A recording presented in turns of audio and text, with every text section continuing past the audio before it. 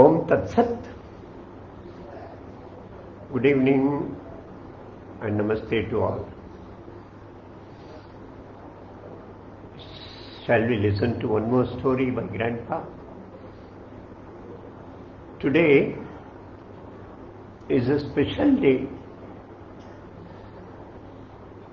It is Ashadha Ekadashi. In our calendar, Hindu calendar based on lunar movement, Ashadha is the fourth month. The month starts on the day next to new moon, the first night after new moon. And this is the fourth month and 11th day of the fourth month, Ekadashi, the day on which millions of Hindus fast.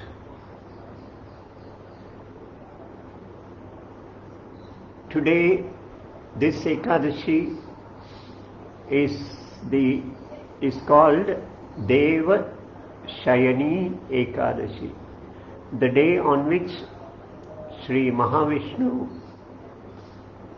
lies down on his serpent bed and keeps lying for the next 4 months, the Chaturmasya period. He gets up on the Ekadashi, which is called Devothan Ekadashi, 4 months hence. This Ekadashi is also called Ashadhi and is associated with the temple site, divine pilgrimage center, Pandharpur. Today is the day when thousands and lakhs of devotees from in the central region of Bharat, they all sing, dance, and in an ecstatic mood they walk towards Pandharpur, the abode of Vithala. This year, due to corona virus, people are not accompanying the palanquin, decorated palanquin carrying the sandals, divine sandals of Santa Tukaram and Santa Jnaneshwar. Paduka we call. These Padukas are taken to Pandharpur because in their life they had travelled many times every year to Pandharpur, walked all the way. So these divine sandals, Padukas, are taken from Alandi, the birthplace of Santa Jnaneshwar, and Dehu, the birthplace of Santa Tukaram. The government has arranged 2 government buses, decorated them, and these 2 buses carry these Padukas to Pandharpur. This happened today morning, early in the morning. Now one of these 2, Santa Jnaneshwar, he is the hero of our story today. He lived some 1000 years back. Santa Tukaram lived around 400 to 500 years back, during the times of Sri Shivaji Maharaj. Santa Jnaneshwar was 400-500 years earlier period. He was born in Alandi, and it was a strange situation. His father, Vitthal Pant Kulkarni, his mother, Rukmini, they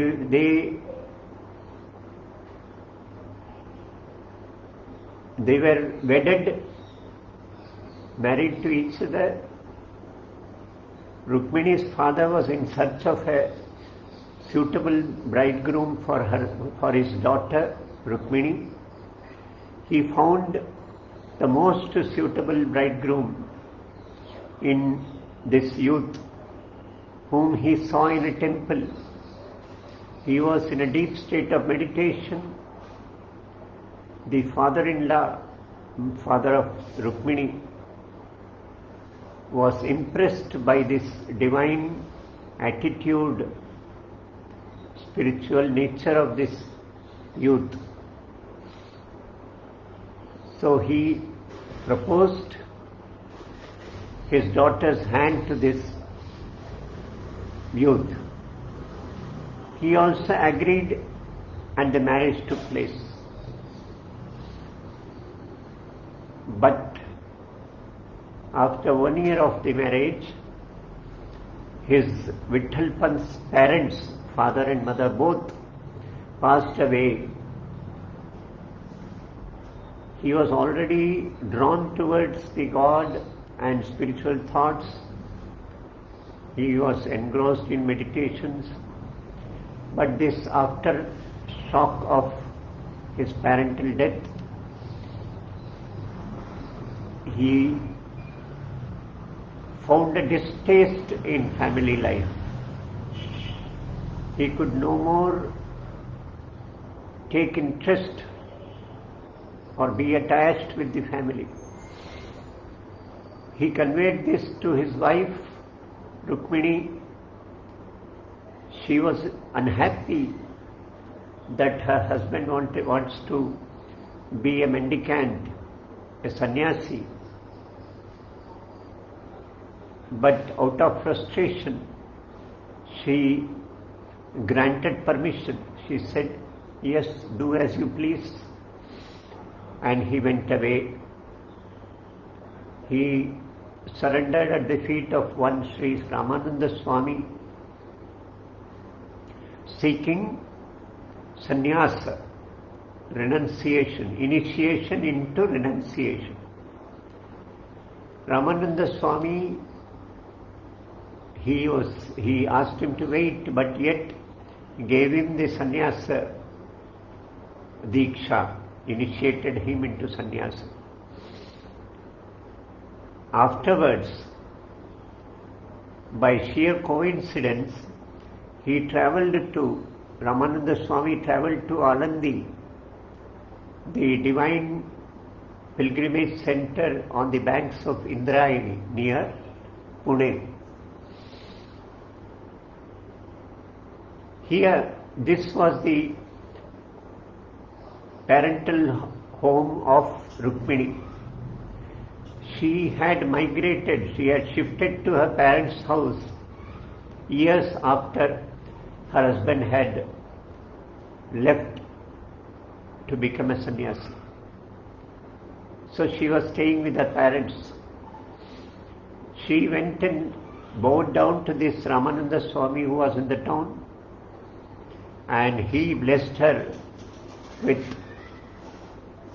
a great son, Ishtaputra, Shreshtaputra. A son as you desire, and a great son will be born to you. That was the blessing of Sri Ramananda Swami. She was in tears and said, "How is it possible? My husband has renounced, he has become a sannyasi." Ramananda Swami inquired about the husband. and then knew that the youth who was initiated into sannyasa by him was the husband of this Rukmini.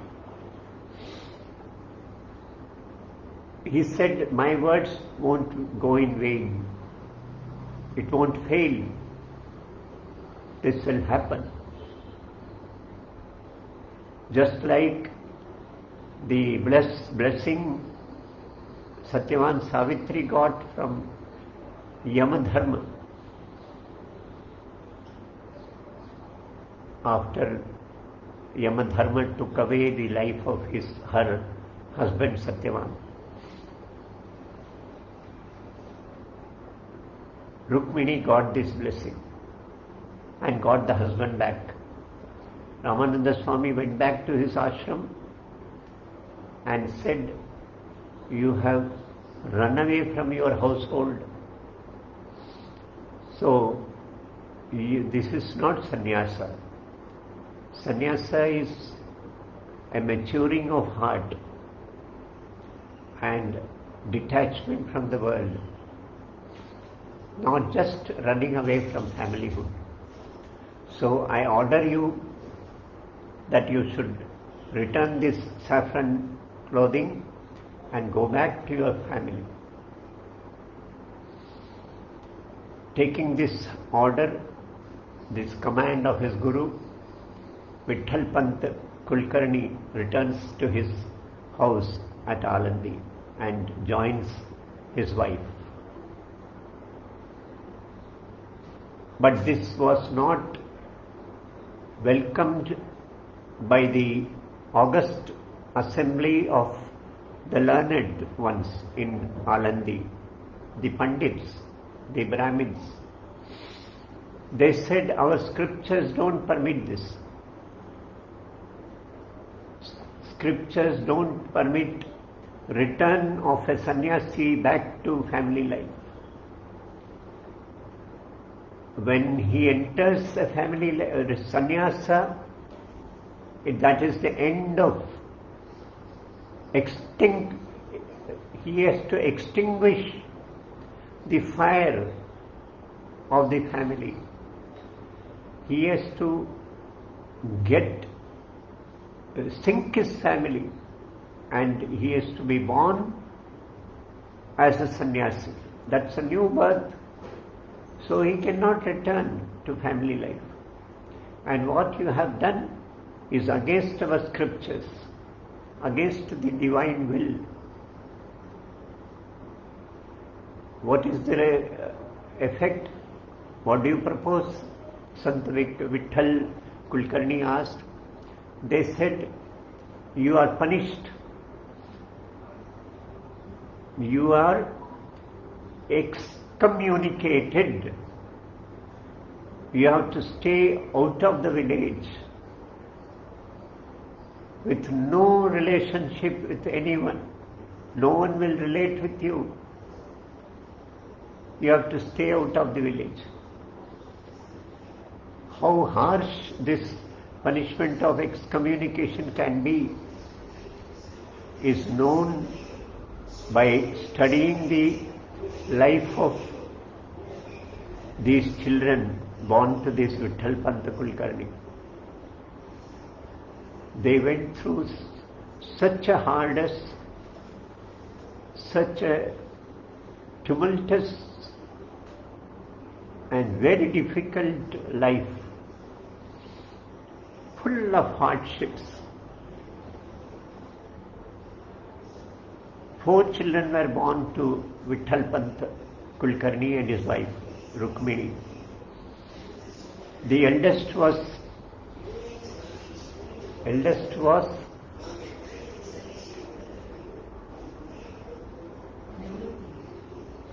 Nivritti. Second one was Jnanadev. His younger brother was Sopan, and the youngest sister was Mukta. These 4 children, when they had not even crossed their teen, The eldest was around 14 years old, and the younger ones were younger. Then the parents had to leave this world in a very tragic circumstance. The father says, I have committed a sin.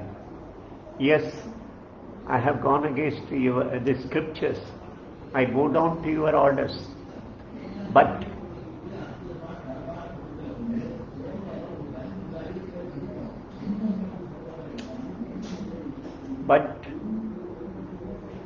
the children, they are sinless. Why should the children face the punishment of the parents? They should lead a normal life. They have to be initiated into that holy thread ceremony at the proper age.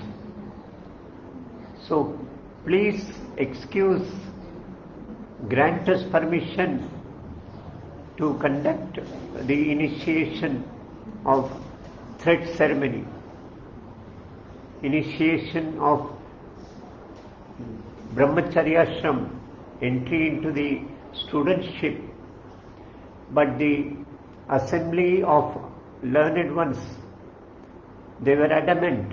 They said, there is no going back. The punishment announced is final. And these children are born to sin. So they have to undergo this punishment. Then the father asks, what is the way out? They say, if you get a purification and a solemnization certificate from the Paithan Peetha, then yes, this can happen. The parents are very sad. The father is unhappy about this. The plight the children have to undergo. They go for pilgrimage and lose their elder son, Nivritti, in the forests. A rumor spreads that he was eaten by a tiger, but in reality he entered a cave and took refuge of a yogi. The yogi taught him, took him under his umbrage, taught him Yoga Shastra and trained him in yoga. For many years he was with the yogi teacher. In the meantime, the father, he travels to Paithan. He talks with the higher seat of learned people, the Brahmins. But there also his plea is rejected. No, there is no coming back from sannyasa to family life. So the punishment announced is announced. He pleads, at least the children should not face this. The seat, the chief says, no, the scriptures don't permit this. The children have also to undergo all this punishment. He returns, then he says, what is the compensation? The chief says, death is the only compensation. He returns with a broken heart. Then he communicates this to his wife Rukmini, and the two write a letter of the command of that Paithan Peetha, which has commanded them to take to death if they want their children to be given that certificate. So they go out of the house. They walk out of the family and end their worldly life. The children were less than 10 years of age, 12 years of age. The elder one, Santa Gyaneshwar, Jnanadev, the second one, the elder one was lost in the forest. Second one, Jnanadev, was 10 or 12 years old. The younger brother was 8 years old and the youngest was 5-6 years old. They were left to fend for themselves with the parents gone. The three were together and faced a life of the harshest hardships with total non-cooperation from the village. They had to experience insults. They had to experience abuses. They had to undergo hunger. They were deprived of food for days with no one supporting them. But Jnanadev, he was ever in a joyous and blissful state of mind. He says, I communicate with the lives, with the creatures, with the trees, with the creepers. The younger sister, who now became the mother of these two, she used to cook food for these two. She asked in surprise, how do you know all this? Jnanadev says, my elder brother taught me. And he accepted, he regarded his own elder brother as his guru. And he said, I communicate with these creatures and they respond to my communication. You too can do that, he says to his sister. His heart had encompassed the whole creation. His heart was a motherly heart. The mother has affection for only the child born out of her flesh and blood. But this heart of Jnaneshwar, it was a mother's heart which encompassed the whole creation, every life. There cannot be a more tender heart than his. He was hence called Mauli, the mother. That was Jnaneshwar, always in a joyous state, in a blissful state, always conjoined with the Paramatman. But on the physical level, he went through all these hardships. Then they went to Paithan. The elder brother returns to the family after many years. And these 2-3 siblings, they narrate all the experiences in the years that passed by. The 4 of them go to Paithan to seek the certificate Shuddhi Patra. The August Assembly rejects their plea, but Santa Jnaneshwar argues with them. He is a small boy. He says divinity is present in every creature. Every life is quintessence of the Lord, the Paramatman. How is a newborn life sinful? It is divine. It is spotless. Only through life, through actions, it accrues sin. So the Shuddhi, the purification that you seek, do you seek for the body or for the quintessence of that Paramatma? Because the body is unholy, it's full of unholiness, dirt, it can never be cleaned. And if you say purification of the Atma is quintessence of the Paramatma. It's a drop speck of Paramatma. And Paramatman, the Atman, is holy and pure. There is no need for purification of that Atma.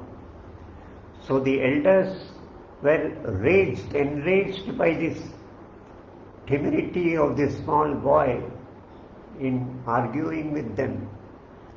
The chief says, you see Paramatman, the God in all creatures. Can you make that buffalo talk? If what you say is right, you make the buffalo talk. Then Jnanadev, he touches the buffalo and he sings hymns from the Veda, and the buffalo recites these Vedic mantra. Jnanadev, the young boy, says, recital of Veda doesn't make you enlightened. Jnani is an inner state. Mere recital, these buffalo can also recite. So mere recital, taking that by heart, memorizing the Vedic hymns, doesn't make you an illuminated and enlightened soul. Then the elders fall at his feet, the small boy's feet, and they realize the divinity, the experience of divinity by this small boy. They seek pardon, and this fame spreads all through, and people surge behind Jnanadev. Now he is called Jnaneshwar. Jnaneshwar. The people in hundreds come to him, seek his blessings. He looks at his elder brother. His elder brother says, yes, people throng to you because of the miracle, divine miracle, because of the powers that you got, that you have gained. But don't limit your life in a world of miracles. Don't ever use these powers. You have to re-illuminate virtues. The dharma is dim, it is faded. People are lost in textual intelligence and debates. The devotion is lost. The inner light is lost. The essence of dharma is fading. So you have to rejuvenate. You have to instill a new life to dharma. You have to instill devotion in the hearts of people. That will be your life, says the elder brother. Yes, people respect you because you have committed. They see a grand personality in you, a majestic, a divine divinity in you. That's why they bow to your. The same people who insulted, who deprived you of food, they all come and fall at your feet. Once the younger sister goes to the village and seeks food, a special bread for her elder brother Nivrutti. He wanted to eat that bread. He makes a liking for it, liking comment for it. So she pleads, she begs, but the villagers refuse to give her the bread. Then she comes with tears. Jnaneshwar says, you can bake the bread on my back. He just shows his back, and with his yogic power, the Kundalini power, the back becomes a fire, a stove, and she bakes the roti, the bread, on his back. Seeing this, the few villagers who were reason for the insult to Santa Jnaneshwar, they seek his pardon, they fall at his feet. That is when Santa, his elder brother Nivrutti says, no, the society will fall at your feet, but don't resort to these miracles, these yogic powers. Again, on one more occasion, a yogi, Chandadev, he had meditated for more than 1400 years. He had acquired perfect control over all lives.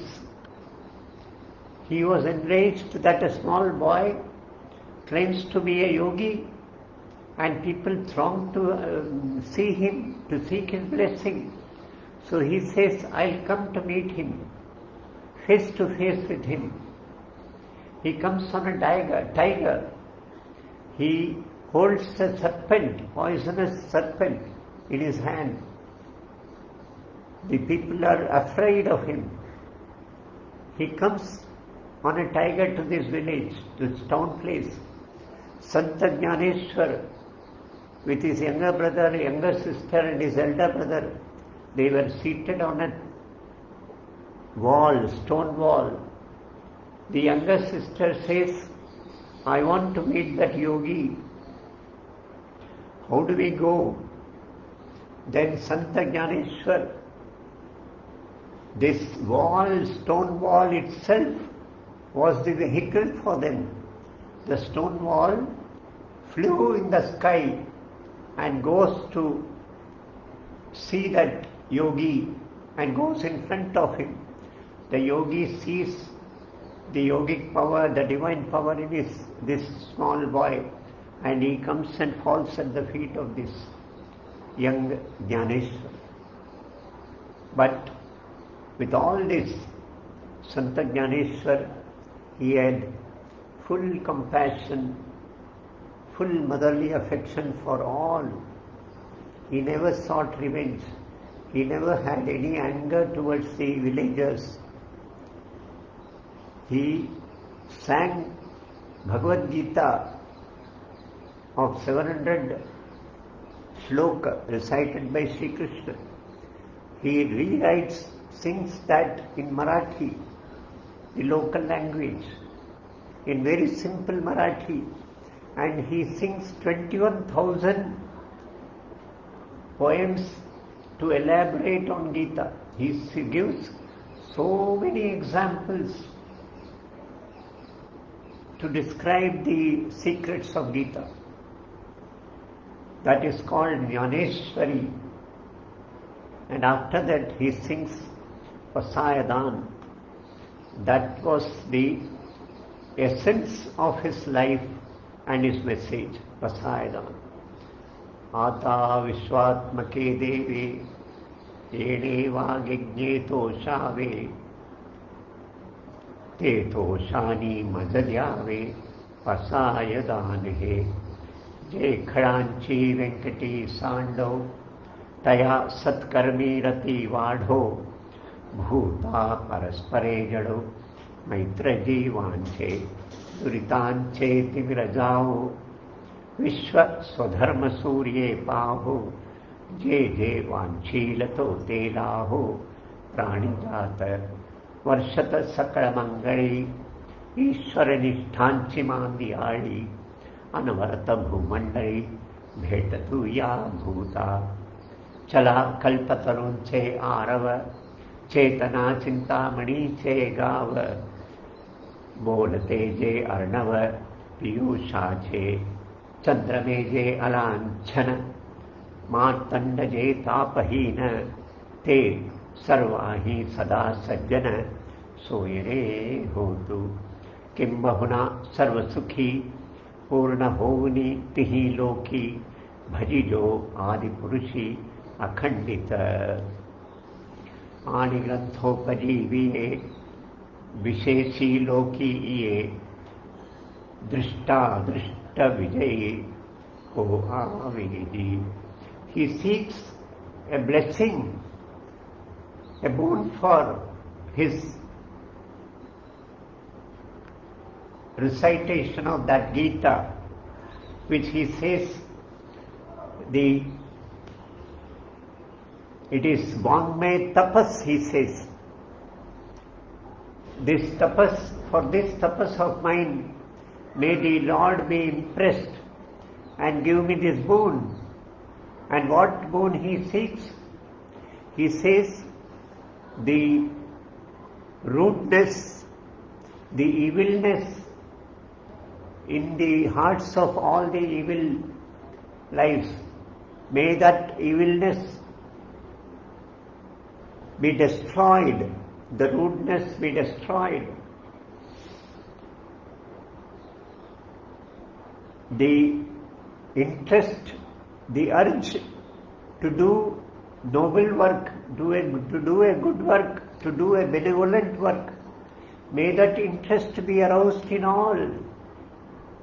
Because people are not normally inspired to do a good thing, to do a benevolent act.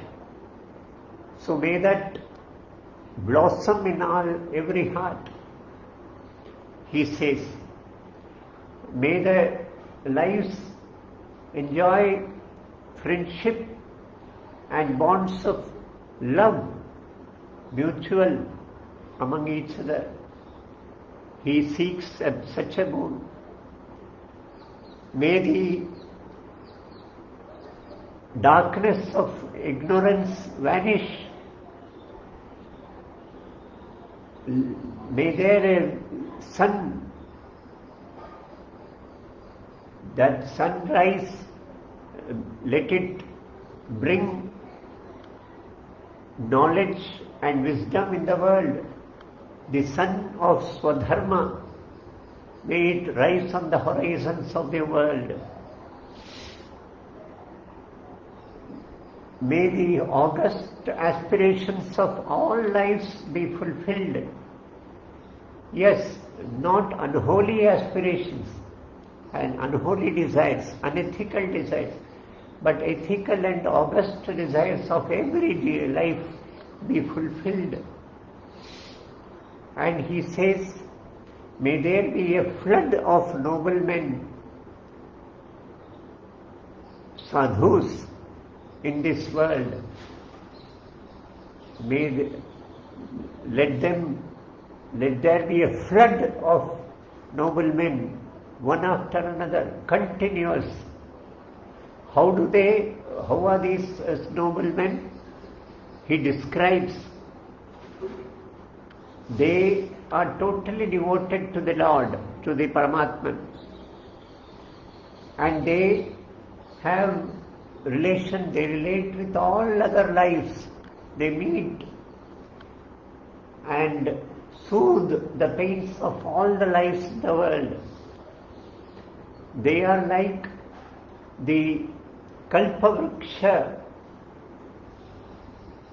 but that Kalpavruksha is one single tree which grants every divine and noble desire of anyone who seeks. But these noble men, these sadhus, they are forests of Kalpavruksha, he says. One precious stone, the diamond, the pearl, the emerald, the blue diamond.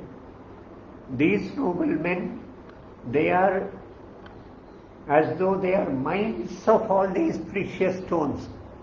And these precious stones are bright, they emit bright light.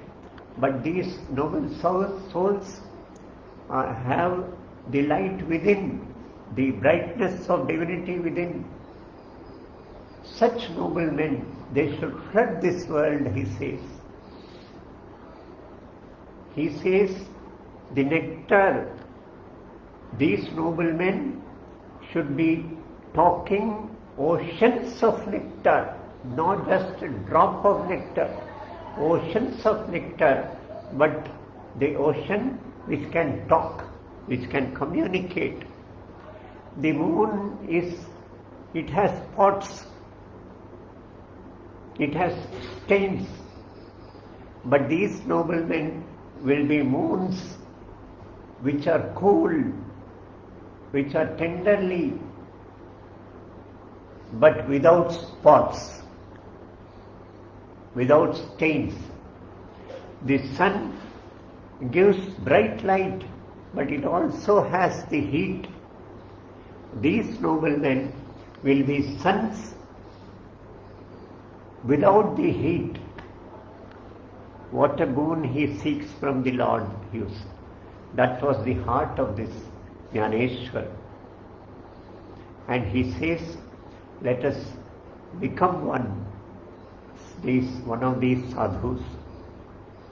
And he says, may the desires of all the creatures, all the pleasures of all the three worlds, may these pleasures be fulfilled. That is the boon I seek for my effort in rewriting that Gita. Then his elder brother, who was his guru, he says, yes, you will be granted that boon. And he blesses his younger brother, his disciples, with this boon. So, Sri Jnaneshwar was in a state of bliss. He became peaceful and quiet after this boon was granted. That is what he says in the last line. Ethe bhane Vishveshwarao, ha hoil dan pasayo, yene vare jnanadevo, sukhiya jhala. He was comforted. And after that, he seeks live samadhi, diva samadhi. He just enters into a cave, a stone cave, and he asks his elder brother to block the cave with stones. The elder brother doesn't want this. He is in tears. Then he says, a guru does not stop the effort of his disciple. You should bless your disciple for success in his effort. So please permit me for Deva Samadhi. And so saying, he enters into the cave at the age of 30, a very tender age.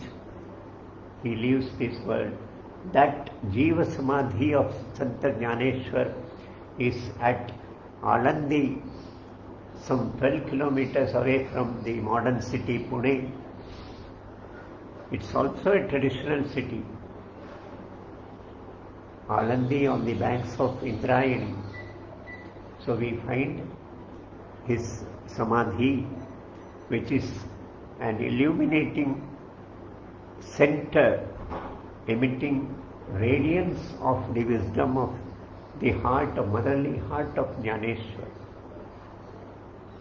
I bow down to this Santa Jnaneshwar on this Ashadha Ekadashi. So let me conclude today's story. We'll meet tomorrow with one more story. Om Tat Sat.